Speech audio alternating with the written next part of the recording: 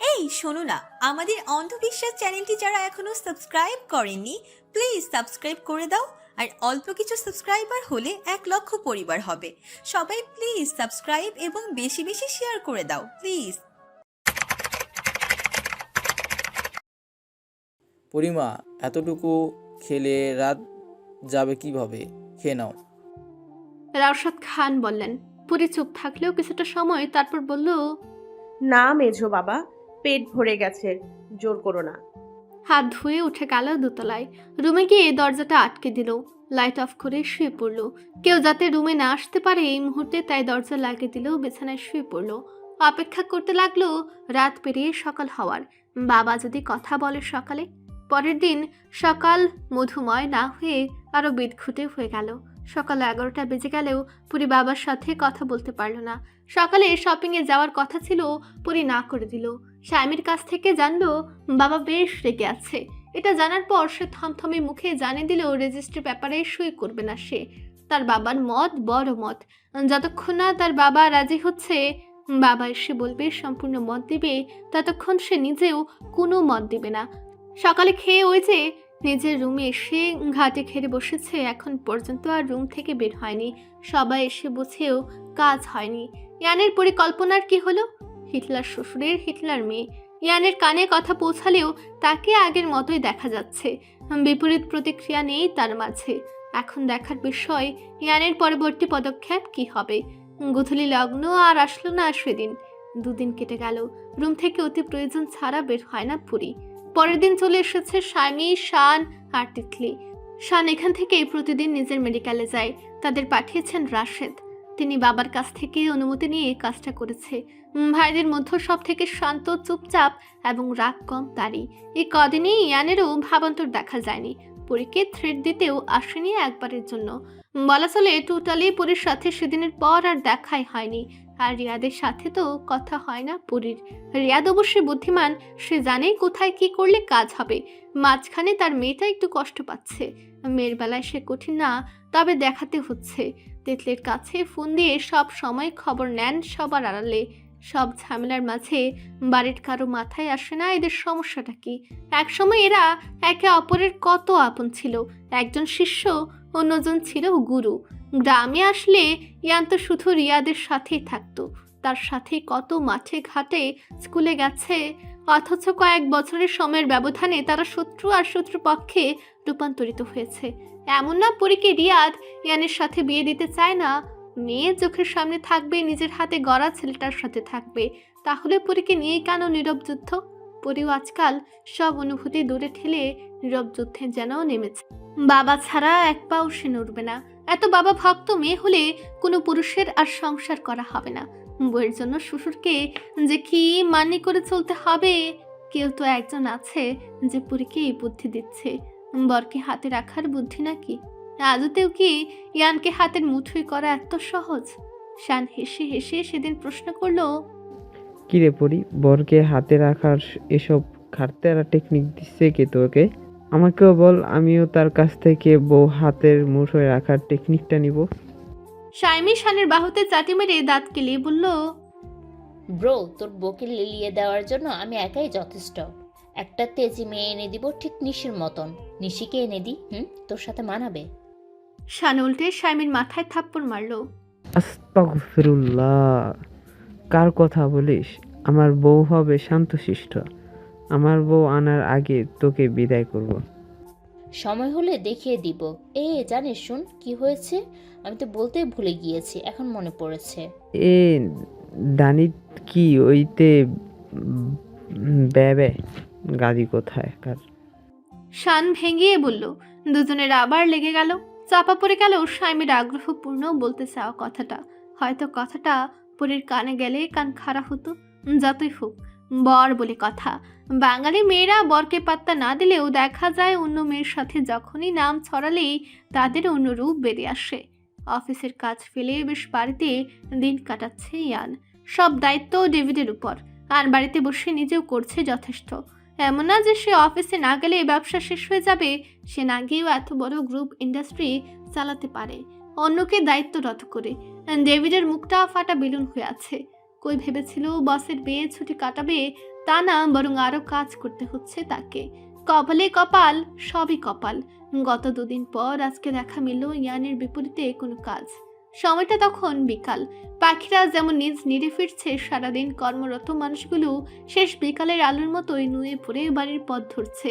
সেসবের মাঝে দাম্ভিকতায় পরিপূর্ণ একই মুখবয়বে দুটো মানুষ দাঁড়িয়ে আছে ক্ষেতের পাশে। দুপাশে মাঠ আর মাঝে এই চওড়া মাটির রাস্তা, পাশে সেই ব্রিটিশ আমলের আম গাছটা। একটা গাছের ছায়াতেই শত মানুষ দাঁড়িয়ে যেতে পারবে অনায়াসে। মাঠের মানুষগুলোর স্বস্তি দেওয়ার যেন সেই বহুকাল ধরে গাছটার দায়িত্ব। ক্যাজুয়াল ড্রেস আপে ইয়ান, পাশে রিয়াদ, সব সময়ের মতোই গেঞ্জি আর ট্রাউজার। গ্রামে বরফ হয়েও অতি পরিচিত লুঙ্গি তাকে কখনোই পরতে দেখা যায়নি। বেশ অনেকটা সময় দুজনে নীরবে দাঁড়িয়ে আছে। মাঠ থেকে রাস্তায় ওঠার সময় রিয়াদকে সালাম দিচ্ছে অনেকেই, আর চোখে ইয়ানের দিকেও তাকাতে ভুলছে না। খুব কম মানুষের কাছে পরিচিত মুখ ইয়ান। গ্রামে আসলেও সবাই তো তাকে চেনার সুযোগ পায়নি। তবে অনেকে আন্দাজ করতে পারে রিয়াদের দৃষ্টি স্থির সামনের দিকে, একবারের জন্য নড়ছে না। শুধু সালামের বিপরীতে মাথা দুলিয়ে বোঝাচ্ছে, মনে মনে সে সালামের প্রত্যুত্তর করছে। আপনার মেয়েকে? আপনার মেয়ে নাকি শুধু তার আরও আরেকটা পরিচয় আছে? কতদিন গোপন করবেন সেটা? ভ্রু সংকুচিত হয়ে আসলো রিয়াদের, মুখ আরো থমথমে হলো। রসভারী আওয়াজে বলল, কি ইঙ্গিত করছো তুমি? শিষ্য কোনো কথা বললে গুরু সেটা বুঝবে না, এমন কিছু আছে? রিয়াদের থেকে আর জবাব আসলো না। আরো খানিকটা সময় পিন পতন নীরবতায় কাটলো। অতপর ইয়ান আবার বলল, আপনাদের গ্রামের মানুষদের মাঝে একটা কথা প্রচলিত আছে না, সত্য ঠিক চাই চাপা আগুনের মতো। আপনি যত সেটাকে ঢেকতে চাইবেন ততই সেটা বাইরে আসবে। তীক্ষ্ণ চোয়ালে মাথা ঘুরে তাকালো রিয়াদ। ইয়ানও তাকালো। এতক্ষণ সামনে দৃষ্টি রেখে নিজের কথা উপস্থাপন করছিল সে। খুব সুনিপুণভাবে ইয়ানের কথার মর্মার্থ ধরতে চেষ্টা করলেন রিয়াদ। ইয়ান ঠোঁট ছড়িয়ে হাসলো। কতটা রহস্যময় সে হাসি, তবে রিয়াদের কাছে তেমনটা নয়। যেন ইয়ান হেসে বলছে, বুঝতে পারছেন না, নাকি না বোঝার ভান করছেন? আমার কথার মর্মার্থ আপনার বুঝতে সেকেন্ড সময়ও লাগবে না। নজর ফিরিয়ে সামনে তাকালেন রিয়াদ।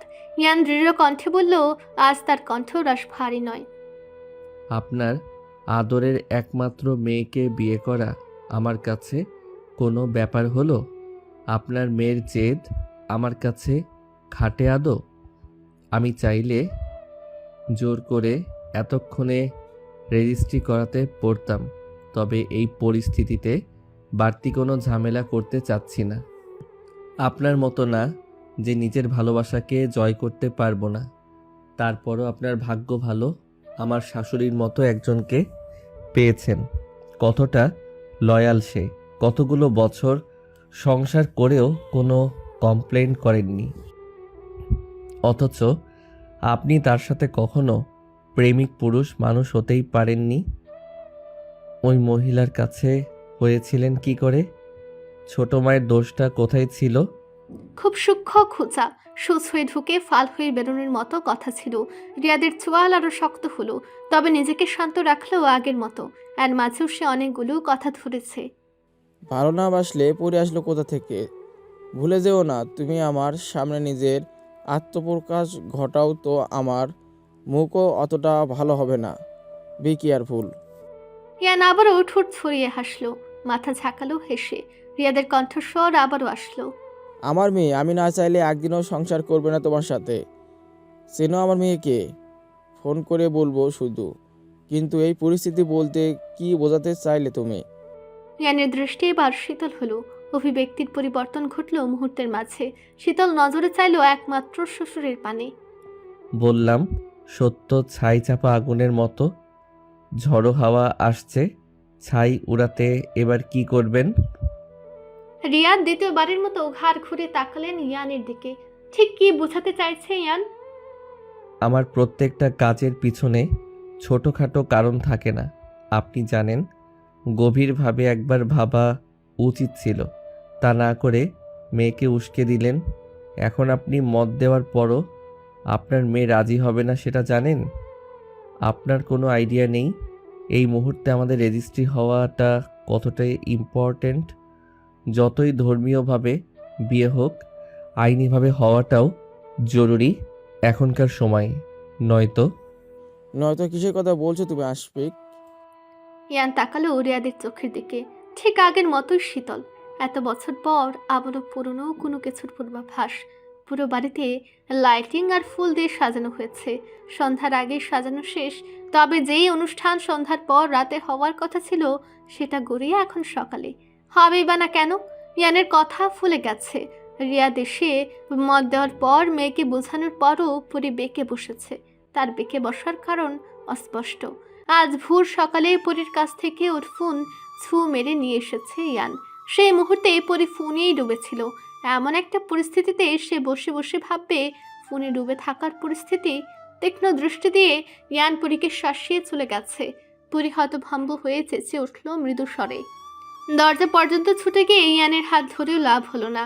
গম্ভীর মুখে তাকিয়ে ইয়ান বলছিল, চুপচাপ ঘুমিয়ে পড়ো, ঘুম থেকে উঠে রেডি হবে। ইয়ান কড়া গলায় আরো কিছু বলতে চেয়েও বলল না। হে মেয়েকে তো পরে দেখে নিবে। পুরী অসহায় রুমে থাকা তিতলিরও ঘুম ভেঙে গিয়েছিল। কাল যখন পরীকে রেডি করাতে থাকে তিতলির স্বামী, তখন পরী কেঁদে কেটে একাকার। গ্রাম থেকে সবাই চলে এসেছে ততক্ষণে। ওর কান্নায় সবাই উপস্থিত হলো ওর রুমে। পরীর এক কথা, সে বিয়ে করবে না, অথচ তার বিয়ে হয়ে গেছে বছর 3 আগেই। এই লোক তাকে ভালোবাসে না, বকে এমন কাউকে সে বিয়ে করবে না। সে কি কান্না তার! গম্ভীর ইয়ান তখন সেখানে উপস্থিত থাকে না। থাকলে শিওর থাপ্পড় লাগিয়ে দিবে আজ। এমনিতেই ঝামেলায় আছে, কোনো কাজ কি কেউ সম্পূর্ণভাবে করতে পারে না? অর্থ করে রাখে কোন ভাবনায়?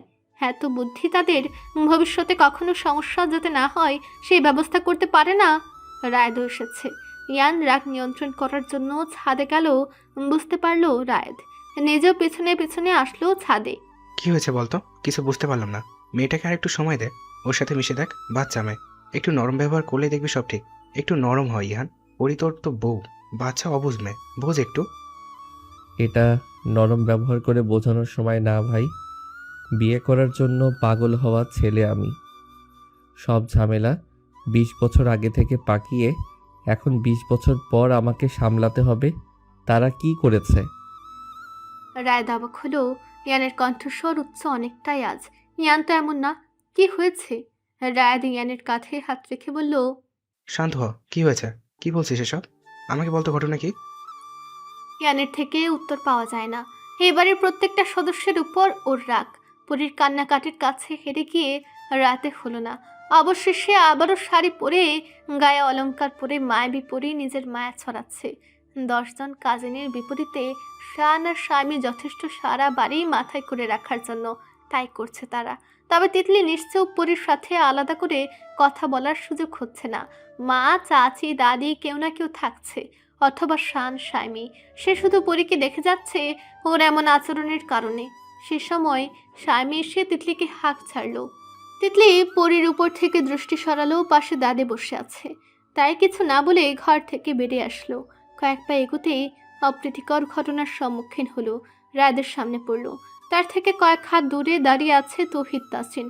অকারণ বা কারণবশতই হোক, তিতলির খুব অস্বস্তি লাগলো। কোনো কথা না বলে পাশ কাটিয়ে আসতেই বেহায়া তৌহিদের কথা কানে আসলো। বেবি, তুমি এখনো রেডি হওনি? এমন না তৌহিদ সব জানে না, সব জানে। তাহলে কেন এসব বলল? তিতলি চোখ খিচে বন্ধ করলো, দাঁতে দাঁত পিষলো, চোখ মেলে গরম চোখে তাকালো তৌহিদের দিকে। এক মুহূর্ত না দাঁড়িয়ে চলে গেল ইয়ানের রুমে। ইয়ানের রুমে আসতেই ইয়ান একটা ফোন এগিয়ে দিল। তিতলি তাকালো ফোনে। পুরীর ফোন চিনতে অসুবিধা হলো না। তিতলি আবারও তাকালো ইয়ানের দিকে, প্রশ্নবোধক চাহনি। তিতলি প্রশ্ন মনে রেখেই হাতে ফোনটা নিল। লক খুলতেই জলজল করা স্ক্রিনে ভাসলো কারোর ইনবক্স। টুকটাক মেসেজ পড়ে অবাক চোখে তাকালো ইয়ানের দিকে। এসব কি ভাইয়া? আমি মেয়েটাকে চেনো? গত 2 মাসে কখনো পরি বলেছে এর কথা? না তো ভাইয়া, এমন কিছু তো বলিনি। পাটোয়ারি বংশের মেয়ে, তোমার বোনকে থাপড়ানো উচিত না। তার এত গলা বাড়ানোর কারণ বুঝেছ? গত 2 মাস ধরে মেয়েটা তাকে উস্কিয়েছে। কাজে না লাগলেও তোমার ছোট আব্বুর বেঁকে যাওয়ার পর কাজে লেগেছে। অন্যের বুদ্ধিতে চলে তাকে কি করা উচিত? তিতলি হতভম্ব, এসব কি হচ্ছে?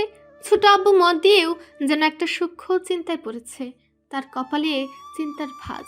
তিতলির কাছে সবই অস্বাভাবিক লাগছে। তারপর কাল রাতে ইয়ানের ওই কথাগুলো শুনেছে। তোমার বোনকে গিয়ে বোঝাও তিতলি, আমি আসলে বিয়ের আগে ও আমার হাতে থাপ্পড় খাবে। আজ আজ তো রেজিস্ট্রি হবেই। নিচে নিয়ে যাও ওরে, আমি আসছি। ফোন হাতে নিয়ে বেরিয়ে আসলো তিতলি। সে আনমনা প্রচন্ড রকম। তখনই কাঁধে কারোর হাতের স্পর্শ পেয়ে সেদিকে ঘাড় ঘুরালো। কেউ নেই। অন্য পাশেও স্পর্শ পেতেই বুঝলো কে হতে পারে তৌহিদ তাসিন ছাড়া। তৌহিদ হেসে ওর পাশে হাঁটতে লাগলো। তিতলি আবারও ভাবনায় ডুবে আনমনে বলল, কি হচ্ছে আমি কিচ্ছু বুঝতে পারছি না তাসিন। আমার মনে হচ্ছে কোনো বড় একটা সমস্যা তৈরি হয়েছে। কাল রাতে ইয়ান ভাইয়ের কথার মাঝে রাগ আর কথাগুলো সব কিছুতে তাড়াহুড়ো। রাজি না থাকা ছোট আব্বুকে ইয়ান ভাইয়া আধা ঘন্টা কি করে রাজি করালো, আর তারপর থেকে তাকে আরো বেশি থমথমে কোথাও একটা চিন্তিত লাগছে। তৌহিদের মুখ থেকে হাসি সরল। সিরিয়াস হয়ে তিতলির কথা শুনলো। তারপর ওর মাথায় হাত রেখে মুচকে হেসে বলল, আমিও দেখেছি ইয়ানের তাড়াহুড়ো, তবে চিন্তা করো না, সব ঠিক আছে আর ঠিকই হবে। যদি সমস্যা হয় বড়রা ইয়ান ওরা সামলে নিবে, তোমার চিন্তা করতে হবে না।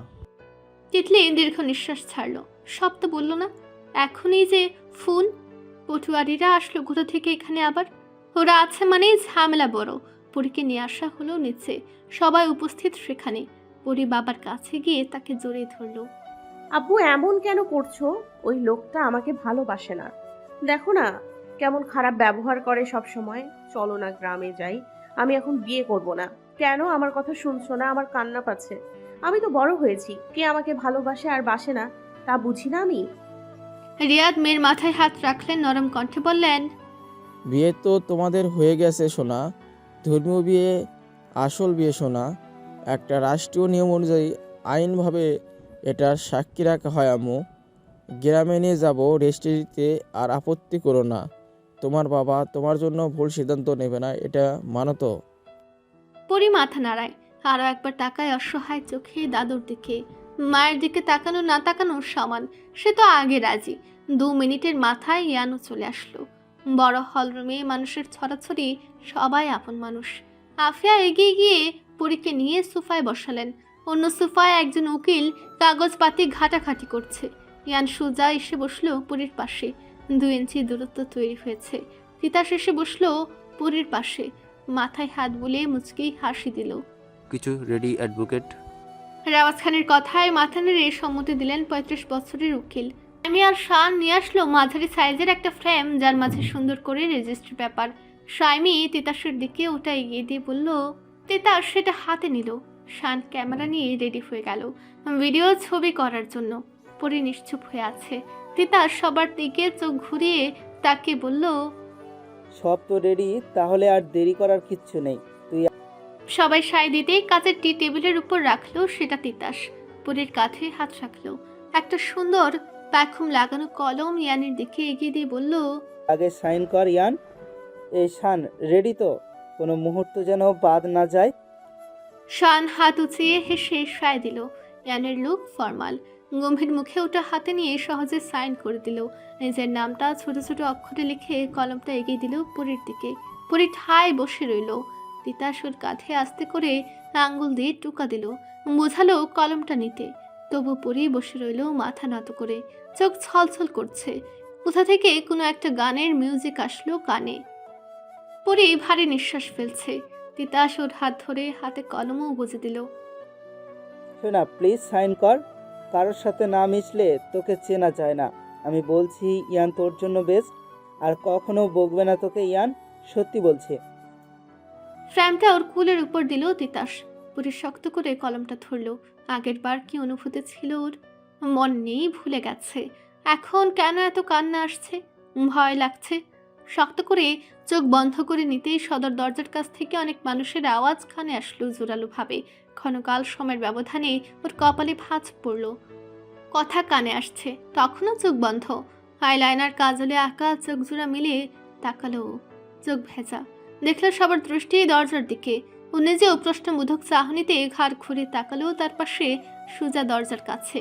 গুটি কয়েক চেনার মাঝেও অচেনা মানুষ আর পুলিশের পোশাক পরা লোক। অবাক হয়ে প্রত্যেকের মুখ এক এক করে দেখলো পরি। কিছু মানুষ তার চেনা জঘন্য কোনো এক ঘটনার শিকার হয়ে চিনেছে। পটুয়ারিরা। জামশেদ আলী পটুয়ারির বলা উচ্চস্বরে একটা কথা কানে এসে জোরালো ভাবে লাগলো পরির।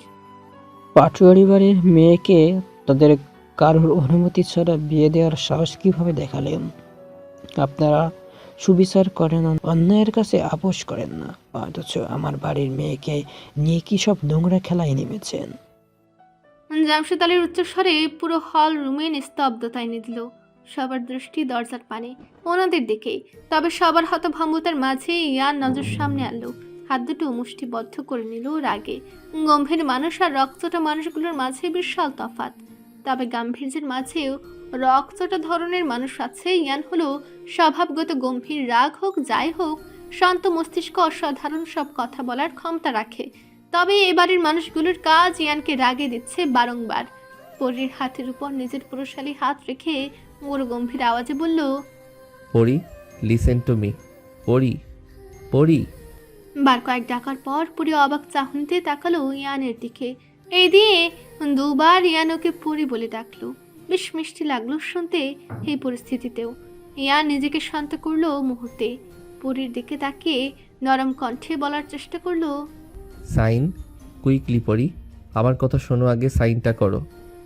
পরীর হাতে তখনও কলম ধরা, কলমটা রাখা ঠিক সাইন করার জায়গাটাতে। ইয়ান চোখ দিয়ে ইশারা করলো সাইন করতে। কোনো দিকে খেয়াল নেই পরীর। ও তাকালো কুলের উপর রাখা ফ্রেমের উপর, আবার ইয়ানের দিকে তাকালো। সব পরে, আমি তোমাকে নিজে বলবো, সাইনটা করো আগে। পরে সত্যি প্যাখম লাগানো কলমটা ধরলো ভালো করে। বাম হাতটা রাখলো ফ্রেমের উপর, মাথা নিচু করে নিজের নামটা লিখতে লাগলো। ইংরেজি বর্ণে 3টা শব্দ লিখেছে তখন পরি, TAZ। তখনই কেউ ছু মেরে ওটা নিয়ে নিল। আরও এক ধাপ হতভম্ব হলো পরি। বোকা চোখে তাকালো দেখার জন্য কে এই কাজটা করলো। অচেনা মুখ, সুস্বাস্থ্যের অধিকারী একটা 25-26 বছর বয়সী ছেলে হবে। ইয়ান তীক্ষ্ণ দৃষ্টিতে তাকিয়ে উঠে দাঁড়ালো শক্ত কণ্ঠে, তবে স্বর উচ্চ করলো না। আমার বাড়িতে আমাকে ক্ষমতা দেখাচ্ছ ছেলে? Do you have any idea তোমার অবস্থা কি করতে পারি? মিস্টার ইয়ান, আপনার বিরুদ্ধে মামলা হয়ে গেছে। বসে কথা বলার সুযোগ থাকবে না। অন্যদের ক্ষেত্রে আপনার সমাজের ক্ষমতার সম্পূর্ণ মানুষ বসে কথা অবশ্যই বলতে হবে। So please. ইয়ান ঘাড় ঘুরে তাকালো উক্ত কথা বলা পুলিশটার পানে। তার দৃষ্টি শীতল। কিসের বসে কথা বলা? পরি আমার বাড়ির মেয়ে, ও আমার ছোট ভাইয়ের একমাত্র মেয়ে। রিয়াজ খানের ছোট মেয়ে পরি, ফাহমিদা আর আমার ভাই রাকাল, ওদের প্রেমের বিয়ে ছিল। পরীকে জন্ম দিতে গিয়ে পরীর মা ফাহমিদা মারা যায়। ওরা সেই মৃত্যুকে ক্যাচ্ছা করে আমার ভাইটাকেও মেরে ফেলে। এখানে শেষ নয়, বরং আমার ভাইয়ের মেয়েকে তারা আড়াল করে রাখে। আমরা হাসপাতালে যাওয়ার আগেই তারা নোংরা খেলা খেলে। ওদের প্রত্যেককে আমি কোর্ট পর্যন্ত টেনে নিয়ে ছাড়বো, সবাইকে দেখে নিব। এখানে কোনো কথার প্রশ্নই আসে না। জামশেদ, রেওয়াজ খান ওরাস ভারী আওয়াজে জামশেদ আলীকে ডেকে উঠে দাঁড়ালেন সোফা থেকে। তার মুখটা অস্বাভাবিক থমথমে হয়ে গেছে। মেয়েকে হারানোর তীব্র কষ্টটা আবারও বুকে এসে হানা দিয়েছে। তাই তো অতিমাত্রায় থমথমে হয়ে উঠল মুখ। বাকি সবারও একই অবস্থা। হঠাৎ ঘটা ঘটনায় সবাই যেমন হতবিহ্বল, তেমনি থমথমে তাদের মুখ। ছোটরা কিছু বুঝলো না। ছোট বলতে শান, স্বামী, পুরী, তিতলি, আর অন্যদিকে সেজুতি, নিতু। তুমি কি বলছো? তোমার মাথা ঠিক আছে? ভুলভাল কথা বলবে না জামশেদ। কি প্রমাণ আছে? আরে দাদা চান, হ্যাঁ তো আগে প্রমাণ দেখাই। কিভাবে জানলাম সেটা তো আপনাদেরও জানতে হবে। শারদাগিনী, ভিতরে আয়। শারদাগিনী একটা নামে সবাইকে চমকে দিল, ভীষণভাবে নাড়ি দিল ভেতর থেকে। দরজায় দেখা মিলল একটা মহিলা কনস্টেবল সাথে, সাদা শাড়ি পরিহিত মধ্যবয়স্ক মহিলা। বয়স তার কম হলেও চুল সব পেকে গেছে। সময়ের ব্যবধানে বেশি দুর্বল লাগছে তাকে। সবার বিস্ময়াবিষ্ট চাহনি আর মনে মনে বিড়বিড় করা একটা নাম, অতীতের অতি পরিচিত একটা নাম, কিন্তু কিভাবে কি হলো কারোর মাথায় আসছে না। শারদাগিনী নামের উক্ত মহিলা মাথা নত করে দাঁড়ালো। শাকির 2। রেওয়াজ খান বলে উঠলেন। শারদাগিনী মাথা নতই রাখলেন, কিছু বলার সাহস নেই তার। জামশেদ আলী পৈশাচিক হাসি দিয়ে বললেন, হ্যাঁ শারদাগিনী, যেসব ঘটনার সাক্ষী ছিল পরীকে নিজ হাতে তোমাদের মতো ন্যায় পড়াই মানুষদের হাতে তুলে দিয়েছিল, মনে পড়ে সব কথা? রিয়াদ আর রিয়ান ব্যতীত কেউ এমন ঘটনার জন্য প্রস্তুত ছিল না। এমনকি সব জানত রেওয়াজ খানও না। আর রিয়াদের চোয়াল অতিমাত্রায় শক্ত, পারলে সামনে থাকা জামশেদের গায়ে হাত তুলতেন। কিন্তু মেয়ের কথা ভাবতে হবে, পরিস্থিতি ঘোলাতে করা যাবে না। টাকা আছে তো ক্ষমতা আছে, এত বিলিয়ন বিলিয়ন টাকা দিয়ে কি হবে যদি নিজের মেয়েকে না রাখতে পারেন? সব কিছু তিনি টাকা দিয়ে বন্ধ করে দিবেন, সব সব। কিন্তু আপাতত এই পরিস্থিতি থেকে নিজেকে সামলাতেই হবে। তিতলি, সায়মী পরীকে নিয়ে উপরে যাও। নো মোর ওয়ার্ডস। ইয়ানের রাশভারী আওয়াজে কেঁপে উঠল পুরী। হলরুমের ওর কথাটা বাড়ি খেলো যেন। তিতলি আর কি বলবে? এগিয়ে এসে পুরীর হাত ধরল, নিয়ে আসলো ইয়ানের পাশ থেকে। পুরীও পুতুলের মতো হেঁটে গেল ওর সাথে কয়েক পা। দ্রুতটাকে কমতে গিয়েও বাড়িয়ে দিল ডেস্টিনি।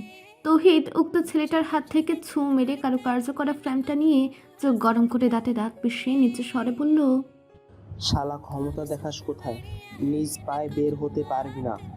2 আঙ্গুলের ছেলে, মেরে মাটির নিচে পুঁতে রাখবো। ফ্যামিলি ম্যাটার হলেও এই ছেলের বেয়াদবি তার গায়ে লেগেছে। কত বড় সাহস, ইয়ানের সামনে সে পুরের কাছ থেকে এভাবে কেড়ে নেয়। ফ্রেমটা হাতে নিয়ে স্বামীকে ডাকলো। ইয়ান তৌহিদের দিকে তাকিয়ে চোখের ইশারায় কিছু একটা বোঝালো। চতুর তৌহিদের বুঝতে অতটা ব্যাগ পেতে হলো না। স্বামীর কাছে আসতে সে নিচু আওয়াজে বলল, স্বামী, পারলে এটাতে একটু পরের সাইন নিয়ে নাও, যেভাবে পারো। এটা প্রধান কাজ, প্লিজ এটা করো। উপরে গিয়ে আগে। স্বামী মাথা নাড়িয়ে হাতে নেয় ওটা। তখনই কানে আসে জামশেদ আলীর মেঝু ভাইয়ের কণ্ঠ। কোথাও যাবে না, ওর সব জানার দরকার আছে। ও খানবাড়ির মেয়ে নয়, বরং আমাদের বাড়ির মেয়ে। আমরা ওর চাচা, আমরাই ওর আপন লোক। পরি সব শ্রবণ করে নিলেও কিছু বুঝতে পারছে না। কে পরি? ফাহমিদা? রাখালকে? সে কেন ওদের বাড়ির মেয়ে হবে? তার মা রীতা আর রিয়াদ খান, সে একমাত্র মেয়ে তাদের, একমাত্র। বেশি বাড়াবাড়ি করবেন না, প্রকাশ্যে সব দমিয়ে দেওয়ার ক্ষমতা রাখি। এখনও এখানে দাঁড়িয়ে আছেন ভাগ্য, পুলিশ নিয়ে এসেছেন বলে অনেক কিছু মনে করছেন। তিতলি, তোমাদের যেতে বলা হয়েছে না? এখনও দাঁড়িয়ে আছো কেন? ভুলেও কেউ অনুমতি ছাড়া নিচে নামবে না। সময় পেরিয়ে যাচ্ছে, তখনকার পর ঘন্টাখানিক সময় চলে যাচ্ছে প্রায়। শান এতক্ষণ নিচে ছিল।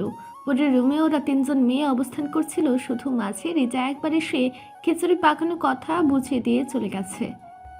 এতক্ষণ কি হলো নিচে শান? আমি কিছুই বুঝছি না। লোকগুলো কি সব বলছে? রাখালকে পরীকে? মায়ের তো কোনো বোন ছিল না কোনো কালে। তাহলে নানু ছোট মেয়ে কেন বললো? পরীকে নিজেদের বাড়ির মেয়ে দাবি করলো কেন? শান চুপ রইল, কপালে ভাঁজ পড়ল ওর। থুতনিতে হাত রেখে গভীরভাবে ভাবছে কিছু। স্বামী নিজের কথার উত্তর না পেয়ে ওয়ার্ড্রোবের কাছে দাঁড়িয়ে থাকা শানকে খোঁজা দিল। শান থুতনি থেকে হাত নামালো। তাকে প্রচণ্ড সিরিয়াস মনে হচ্ছে।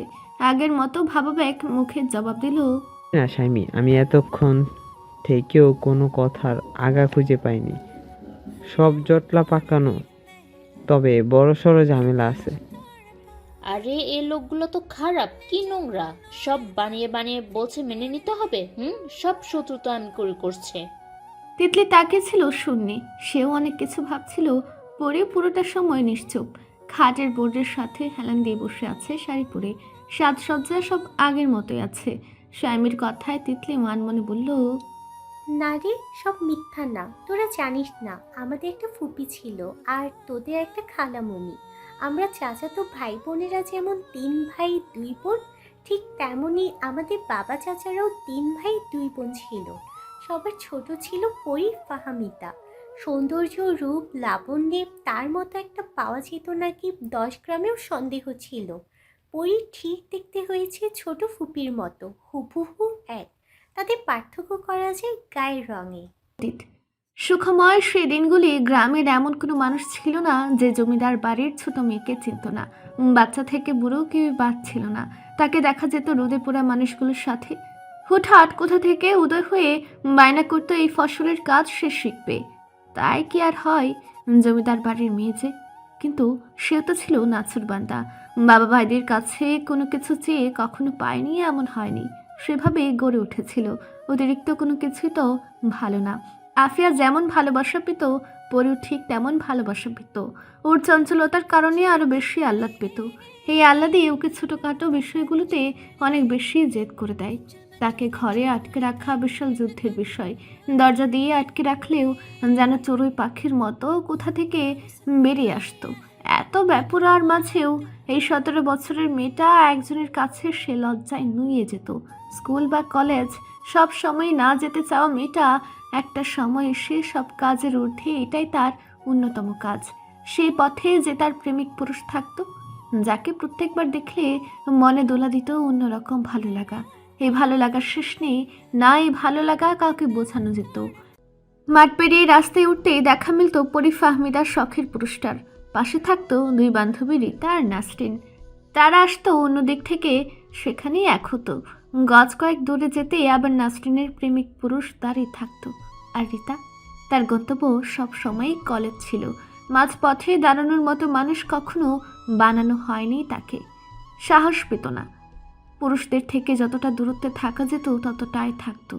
বাবার দেওয়ার শিক্ষা সে সবসময়ই মাথা পেতে মেনেছে। ইসলাম মেনে পর্দা করে চলেছে।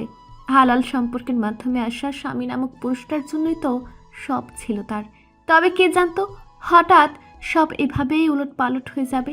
3টা জীবনে কিছু সময়ের ব্যবধানে ছিন্ন বিচ্ছিন্ন হয়ে যাবে। রাখালের ভালোবাসা মিথ্যা ছিল না। তবে কথায় আছে না, কোনো জিনিস সহজে পেয়ে গেলে মানুষ তার মূল্য দিতে জানে না। রাখালের বেলাতেও তেমনটাই ঘটল। তার গায়ের রং ছিল কৃষ্ণকায়। তাও তো এই পুরুষেই আটকে ছিল অসম্ভব মায়াবী সুন্দর রমণী। চিঠি ছিল তখনকার প্রধান মাধ্যম ওদের মধ্যে। যাওয়ার সময় কখনো পরি ফাহমিদা চিঠি ফেলে যেত লাজুক মুখে, তো কখনো কুড়িয়ে নিয়ে যেত। এসবের মাঝে অনেক দিন যাবৎ রাখালের কথা রাখতে ওরা দেখা করে রাতে। শখের পুরুষ করবে নাই বা কেন? প্রতিদিন এসে অপেক্ষা করত বাড়ির বাহিরে। বাড়ির পেছনে এসে বিভিন্ন ইঙ্গিতে বোঝাতো পরীকে সে এসেছে। পরি কি আর থাকতে পারে ঘরে? তো একদিন সব কিছুকে উপেক্ষা করে বেরিয়ে আসে। রাখালের হাত ধরে মাঠ ঘাট দিঘি রাতের সব কিছু সৌন্দর্যও দেখতে থাকেও। অন্য এক পৃথিবী আবিষ্কার করতে থাকে। পূর্ণিমার রাতে চাঁদের জোছনায় এতটা সুন্দর লাগে সব কিছু। কি মুগ্ধময় সেই চাহনি। এক সময়ে মাসে 2 বার হলেও সময়ের বিবর্তনে তার রূপ নেয় সপ্তাহে সপ্তাহে। মাসের পর মাস যায়, তবে তার মন আর ঘরে বসে না। রাতটা যেন রাখালের হাত ধরে রাতের সৌন্দর্য দেখতে চায়। রাখালকে আর নিষেধ করতে পারে? 2 বাড়ির শত্রুতা ছিল বছর বছর আগের। এই শত্রুতা তো একদিনের নয়। তবে এসবকে উপেক্ষা করে তারা নিজেদের ভালোবাসায় মত্ত হয়। তেমনই সপ্তাহে আরও 2 দিন বেড়ে যায়। প্রায় দিনই বেরোতো। সমস্যা ছিল বড় বোন, সে থাকলে তো বেরোনো যাবে না। অনেক আগেই তাই জেদ করে নিজের ঘর আলাদা করে নেয়। ছোট বোনের মায়া মায়া মুখের দিকে তাকালে কোনো ভাই কিছুতেই বাধা দিতে পারতো না। আর না রেওয়াজ খান, 2 মেয়ে তার 2টো কিডনি ছিল যেন। সেই সময় রিজা আর নীরা এবারের বউ। 12-13 বছরের পিঠাপিঠি ভাই রায়েত, তিতাস। আর ইয়ানের বয়স তখন কত? 9-10 বছর। ইয়ানের সব থেকে প্রিয় মানুষ শুধু রিয়া নয়, বরং এখানে আরও একটা নাম যোগ ছিল, তা হলো ছোট ফুপি পরি ফাহমিদা। দাদু বাড়িতে এই 2টো মানুষ ছিল ওর সব থেকে প্রিয়। গ্রাম এলে এই দুজনের সাথেই তাকে দেখা যেত সারাক্ষণ। অতিরিক্ত কোনো কিছু ভালো না।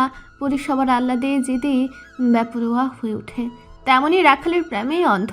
মাসের পর মাস ওর এই বাড়ি থেকে বেরিয়ে যাওয়া চলতে থাকে। কারোর না কারোর চোখে তা পূর্বে পড়েছিল তো। রিজার চোখে সে তখন বাংলায় আনাড়ি। ইংরেজি আর অশুদ্ধ বাংলা ভাষার মিশ্রণে বিশ্রী একটা ভাষা বলতো সে। স্বামীর কাছ থেকে লুকিয়ে পরের দিন পরীকে জিজ্ঞাসা করে। পরি তখন ভুলভাল বুঝিয়ে তাকে ম্যানেজ করে। সপ্তাহ খানিক পরি আর বের হয় না। তবে বুকের ভেতর উতলা হয়ে ওঠে প্রেমিক পুরুষটার জন্য। 2 সপ্তাহ পেরিয়ে যায়। রাখাল নিজে এই ঘটনা জানার পর ওকে আর বাহিরে নেয় না। অবশেষে এত পাগলামি চিঠিতে সে না পেরে রাজি হয়। আবারও চলে আসে রাতের বেলায়। পরি সাবধানে বের হয় বাড়ি থেকে। তবে সেদিনই নিজের সর্বনাশ ডেকে আনে পরি ফাহমিদা। নজরে আসে মেজু ভাইয়ের রাশেদ খান, সে এবার বাড়ি এসেছে, সামনে ঈদ, পুরো পরিবার সহ এসেছে গ্রামে। পরীকে এত রাতে রান্নাঘরের দরজা দিয়ে বাইরে যেতে দেখে অবাক হন। প্রথম চোখের ভ্রম ভাবলেও পরে শিউর হওয়ার জন্য দরজার কাছে গিয়ে উপস্থিত হন। অতঃপর দেখতে পায় পরীর চলে যাওয়া। পরীকে চাঁদের জোছনায় দেখে চিনতে একটু অসুবিধা হয় না রাশেদ খানের। উচ্চস্বরে ডেকে ওঠার আগেই পরী চোখের আড়াল হয়ে যায়। রাশেদ খান আগে নিজের ছোট ভাইয়ের ঘরে যায়, ওকে ডেকে যতটুকু বলা সম্ভব সব বলে বেরিয়ে আসে বাড়ি থেকে। অনেকদিন পর নিজের প্রেমিক পুরুষটাকে কাছে পেয়ে মন কি আদতেও শান্ত থাকে? রাখাল আগে ওকে নিয়ে উপস্থিত হয় সেই সোজা দিঘির পাড়ে। নৌকায় উঠে মাঝখানে যায়। এটা নতুন না, সে বৈঠা হাতে বসে থাকে, আর পরি অন্য মাথায় বসে পানি নিয়ে খেলা করে। জোছনায় এমন মুখরিত কত রাত তারা পার করেছে ঠিক নেই। তবে সেদিনের পরিস্থিতি ছিল পুরোটা ভিন্ন। প্রেমিক পুরুষ আর অষ্টাদশী কন্যা ছিল প্রচণ্ড রকম তৃষ্ণার্থ। সবসময় মুখরিত থাকলেও আলিঙ্গনে তারা লিপ্ত হয়েছে। তাদের অভ্যাসে পরিণত হয়েছিল রাতে একে অপরের সাথে সময় কাটানো। 2 সপ্তাহে দুজনের মনে জেগেছে তৃষ্ণা।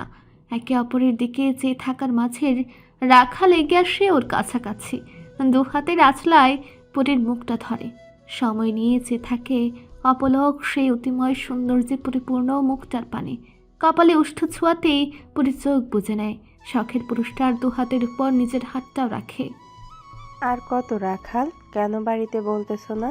আমি তোমাকে ছাড়া থাকতে পারি না, ঘরে মন বসে না আমার, আমাকে বিয়ে করে নিয়ে যাও। কতটা মোহময় নেশা ধরানো কণ্ঠ তা শুধু রাখালই জানত।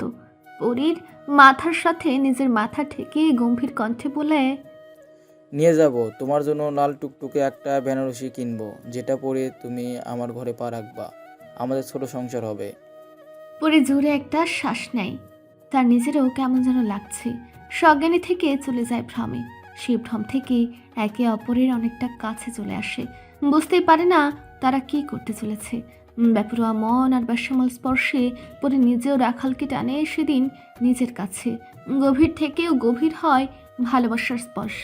প্রেমিক পুরুষের কাছে নিজের সবটা সঁপে দেওয়ার উদ্দেশ্যে পরে নিজেকে ছেড়ে দেয়। সুখের সাগরে ভাসতে থাকে বুকের ভেতর কি এক ভালো লাগা। হৃৎপিণ্ড যেন বেরিয়ে আসতে চায়। নিস্তব্ধ রাতে ওদের গভীর নিঃশ্বাসে চারপাশ ভারী করে দেয়।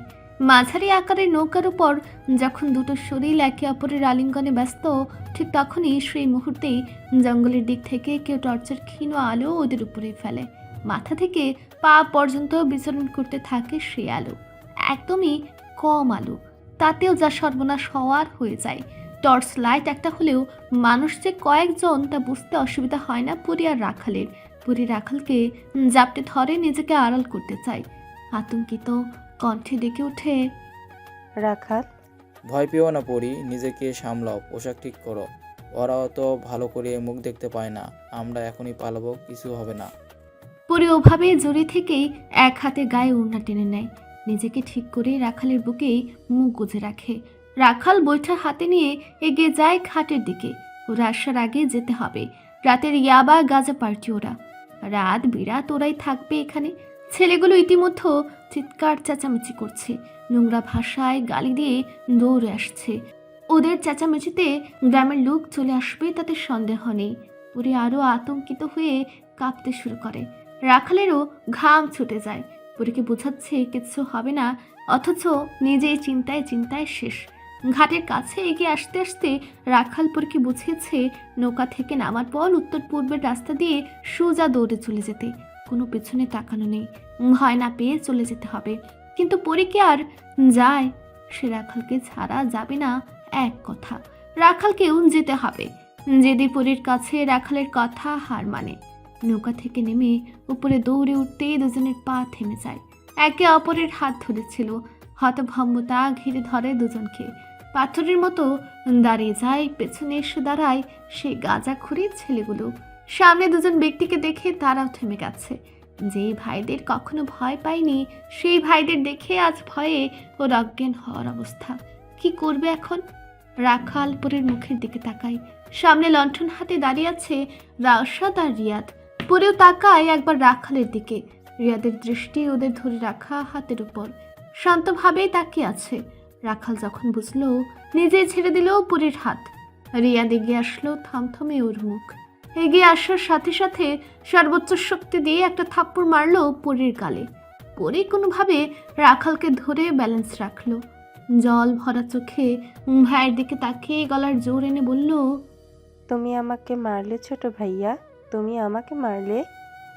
রিয়াদ এক ঝটকায় পরীর হাত ধরে টেনে রাখালের থেকে সরিয়ে আনলো। ইতিমধ্যে ওর কপালে রগ ফুলে উঠেছে রাগে।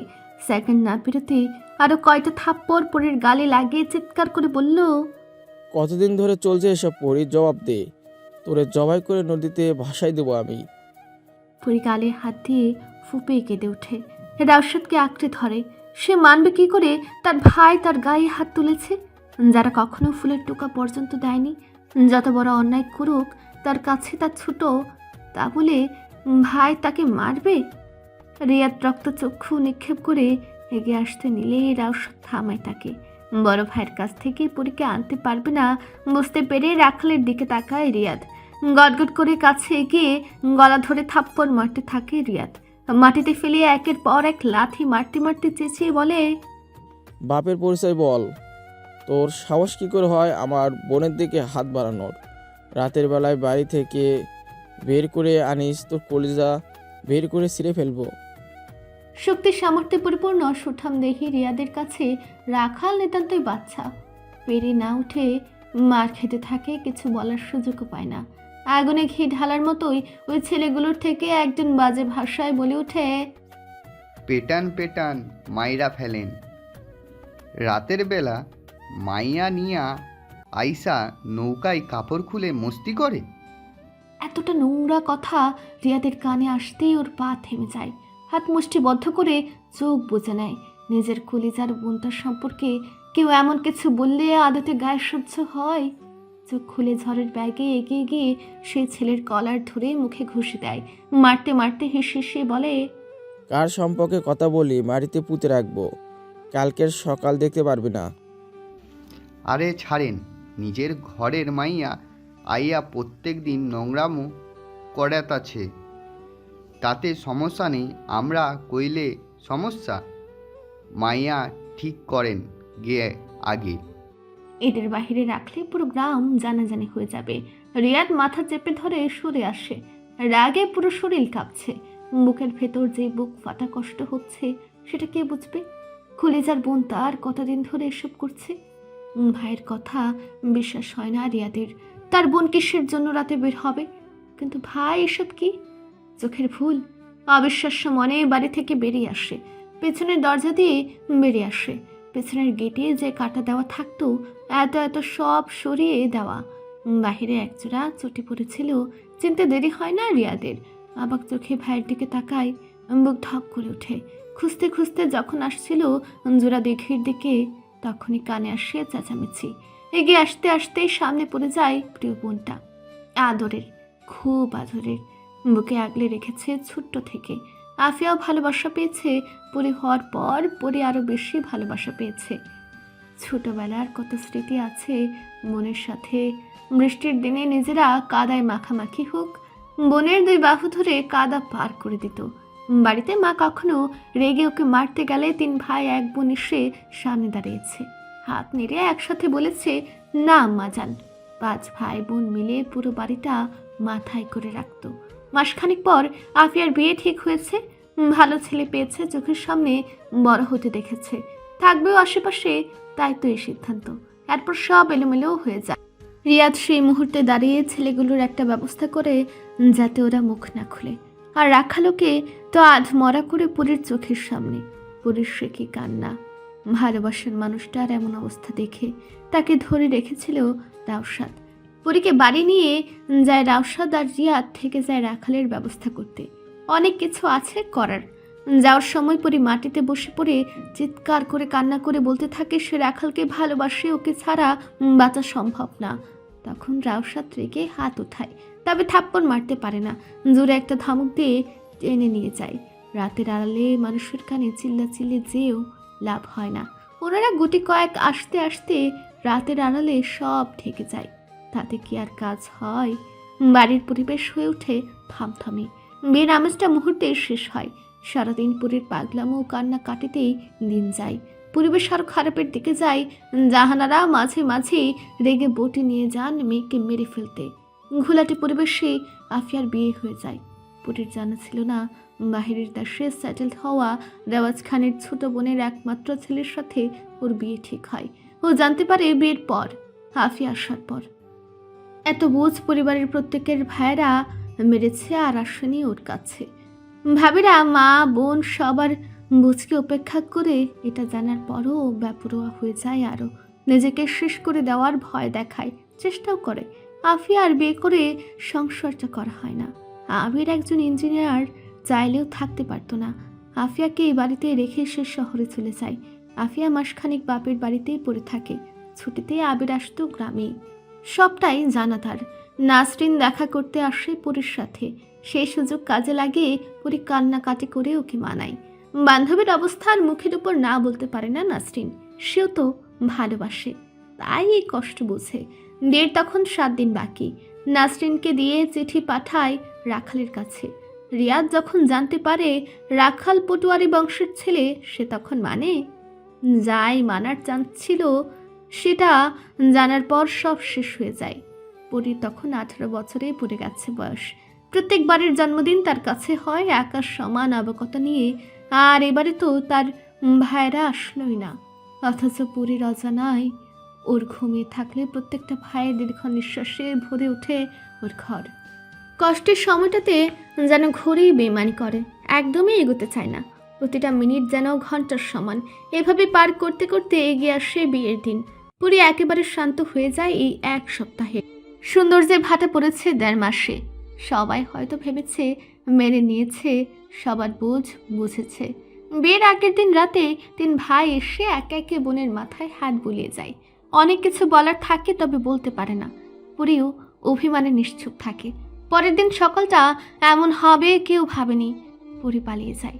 সবার মুখে কালি লাগিয়ে ভালোবাসার মানুষটার হাত ধরে চলে যায় সুখের সন্ধানে।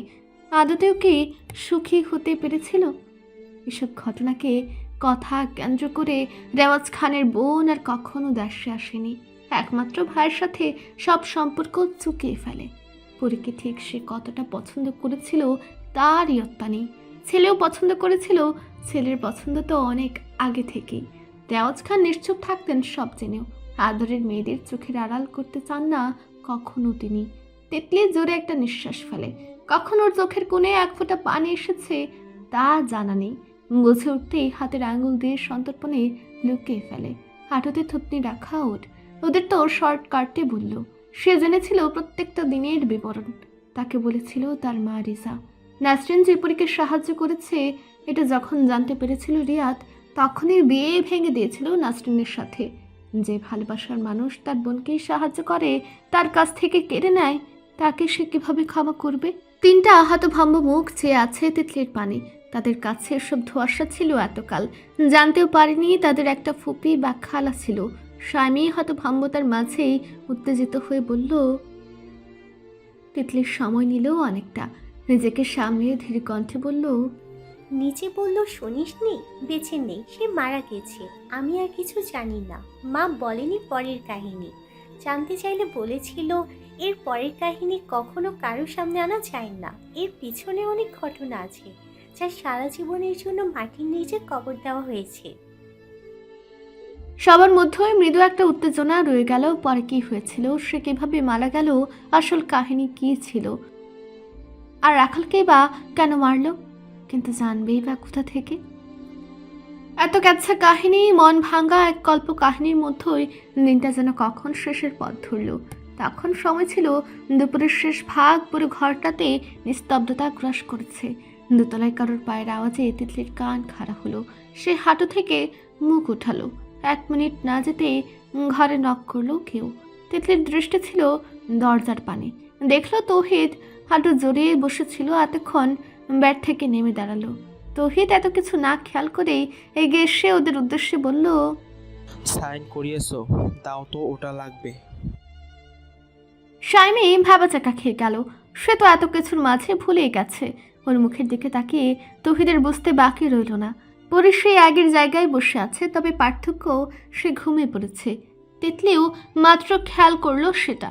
তৌহিদ হতাশার শ্বাস ছেড়ে বলল, শালিকা, তুমি তো তোমার দুলা ভাইয়ের মতো ফাস্ট হতে পারোনি। আমার কাছ থেকে তোমার অনেক কিছু শেখা বাকি, বুঝছো? পরে শেখাবো, আগে রেজিস্ট্রি কাগজটা আনো জলদি। এমন একটা পরিস্থিতিতেও কত সিরিয়াস ভাব নিয়ে ফ্লার্ট করছে। তিতলি বিরক্তির ভাঁজ ফেললো সব সময়ের মতো। ওয়ার্ড্রবের উপর থেকে ওটা এনে দিল শাইমি। কি করবেন ভাইয়া, সাইন করানো তো হয়নি, আর পরেও ঘুমিয়ে গিয়েছে। নিচে কি অবস্থা এখন? তৌহিদ হাসলো এত প্রশ্ন একেবারে শুনে। সে তিতলির হাতে ওটা ধরে দিয়ে ইশারা করে বলল, ওকে আপাতত জাগিয়ে তুলো, সাইন করাও, ইম্পর্টেন্ট লাগবে এখন এটা। তিতলি কোনো প্রশ্ন ছাড়া মাথা নাড়ায়। তৌহিদ শানকে ইশারা করে বাইরে আসতে বলে। ওরা চলে যেতে তিতলি পরীকে ডেকে তুলে। গভীর ঘুমে ছিল পরী। ঘুর কাটে না, ঢুলতে থাকে। তিতলি ওর সামনে কাগজ রেখে কলম ধরিয়ে দেয় হাতে। পরি, ঘুমাবি পরে, আগে সাইন করতো। এই একটা জিনিস করতে গিয়ে কতই না কেচ্ছা কাহিনী হলো। কি ঘুমাই না, পরে করব, আমি কিছু দেখছি না চোখে। তিতলি পরীর চোখে আঙ্গুল দিয়ে হালকা মাসাজ করলো। কিছুক্ষণ এরপর হাতটা এগিয়ে দিল সাইন করার জায়গাটাতে। তাড়াতাড়ি করবি পরি, 1 মিনিটও লাগবে না। পরে বোনের করা গলার আওয়াজ পেয়ে এক হাতে চোখ খুলে অন্য হাতে কোনো রকমে নামটা লিখে দিল। কলম টলম ওভাবে ফেলে দিয়ে বালিশে রেখে কাত হয়ে শুয়ে পড়ল। তিতলি শাইমিকে দিয়ে পাঠিয়ে দিল, স্বস্তির শ্বাস ছাড়ল। অতপর পরীর গা থেকে টুকটাক গহনাগুলো খুলে দিল। সারাদিনে আর কারোর খাওয়া হলো না। শাইমি তিতলির অজানাই রইল নিচে কি হয়েছে তারপর। পরে সে তো ঘুমাচ্ছে সেই শেষ দুপুর থেকে। তৌহিদ আসার পর ওর সাথে শানও নিচে যায়, তবে কাউকে দেখতে পায় না, বাড়ির লোক আর উকিল ছাড়া। কি কি হয়েছে তা শুধু নিচে উপস্থিত থাকা ব্যক্তিরা জানে। সন্ধ্যার পরের ঘটনা। হঠাৎ রীতা আসলেন। মেয়েকে জড়িয়ে কান্না করলেন, যেন বুকের ভেতর আড়াল করে রাখতে পারলেই বাঁচেন। তার মুখে একটাই বলি শুধু, বারবার সবাই আমার মেয়েটার দিকে কেন হাত বাড়ায়? আমার মেয়েটা কি ক্ষতি করেছে? আমি ওর মা, ও আমার মেয়ে। সেই সময়ে ওখানে খাবার আনা হয় ওদের জন্য। পরে ততক্ষণে ঘুম ভেঙে গেছে। চুপটি করে মায়ের বুকে মাথা রেখে অনুভব করে মাকে। এত বকাঝকা করার মাঝে অনেক দিন মায়ের বুকে মাথা রাখা হয় না। সেও এখন মায়ের আঁচল থেকে বের হয়েছে, আত্মনির্ভরশীল হয়েছে। তোর একটাই পরিচয়, তুই আমার মেয়ে, বুঝলি? তুই আমার মেয়ে। সহসায় থেমে যায় রীতা। বুক কাঁপে। ওর কারোর সাথে কি অন্যায় করেছে? কই না তো, কারোর সাথে অন্যায় করছে না। পুরী মায়ের কথায় সায় দেয়, ছোট্ট করে বলে। ওখানে মোটামুটি খাওয়া দাওয়া সেরে নেয় ওরা কয়েকজন। নিচে তখনও কোনো বিষয় নিয়ে আলোচনা চলে। ঘন্টা খানিক পর সব আলাপন শেষ হয়। পুরী তখন আবারও ঘুমিয়ে পড়েছে। ঘুম ধরেছে বড্ড আজ। কে কি বলল সে সবে তার কান নেই। একজন এসে কি পাগলের মতো প্রলাপ বকলো, আর তারও কাজ নেই সেসব নিয়ে ভাববে বসে বসে। রাত তখন 10টা বাজে। সবাই ক্লান্ত। খাওয়া দাওয়া শেষে যে যার ঘরে চলে গেছে ঘুমানোর উদ্দেশ্যে। পুরী বিছানার এক কোণে ঘুমিয়ে আছে, বাকিটা তিতলি ঝেড়ে নিচ্ছে। স্বামী ওয়াশরুমে সে অন্য ঘরে থাকবে।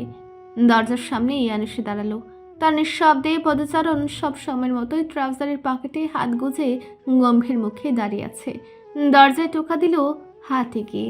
তিতলি এতক্ষণে খেয়াল করলো ইয়ানকে। দেখে তড়িঘড়ি করে এগিয়ে আসলো। ইতস্তত ভাব নিয়ে বলল, জি ভাইয়া। ঘুমিয়ে আছে? তিতলি একবার পেছনে পরীর দিকে তাকালো।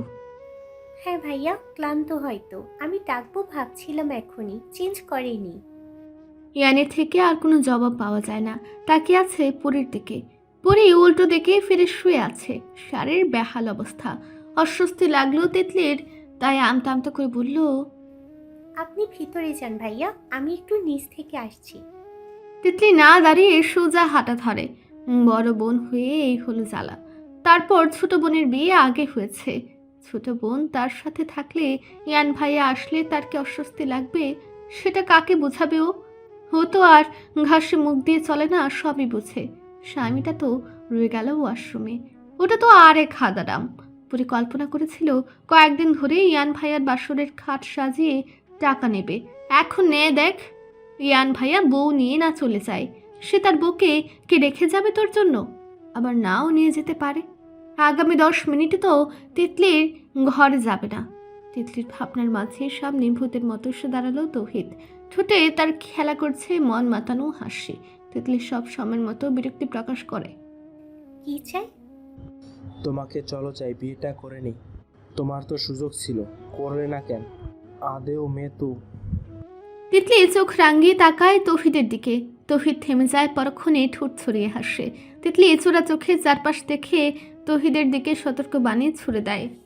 বাড়ির সবাই এখানে, যখন তখন আমার সাথে কথা বলতে আসবেন না। আপনার জন্য আমি কারোর চোখে খারাপ হতে পারবো না। তৌহিদ যেন কথাটা গায়ে লাগালো না। তিতলির হাত টানতে টানতে নিয়ে আসলো বাড়ির বাহিরে। হতভম্ব তিতলি বলার কিছুই পেল না। বাহিরে তো আনলোই, গেটের বাহিরেও নিয়ে আসলো।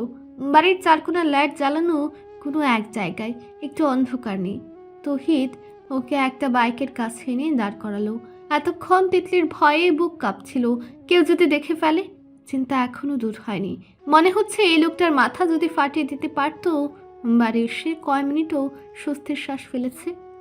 বাড়িতে যখন ছিল তখন এখানে আসতেই উফ, এত জ্বালা। আরে আপনি পাগল? হ্যাঁ, কেউ দেখে ফেলে কি হবে ভাবতে পারছেন? তিতলির কথার মাঝে তৌহিদ ওর মাথায় একটা হেলমেট পরে দিল। মাঝে বলল, হ্যাঁ, সেই জন্যই বলেছি এখন তাড়াতাড়ি চলো, নয়তো কেউ দেখে ফেলবে। তিতলির হাত বাঁধা।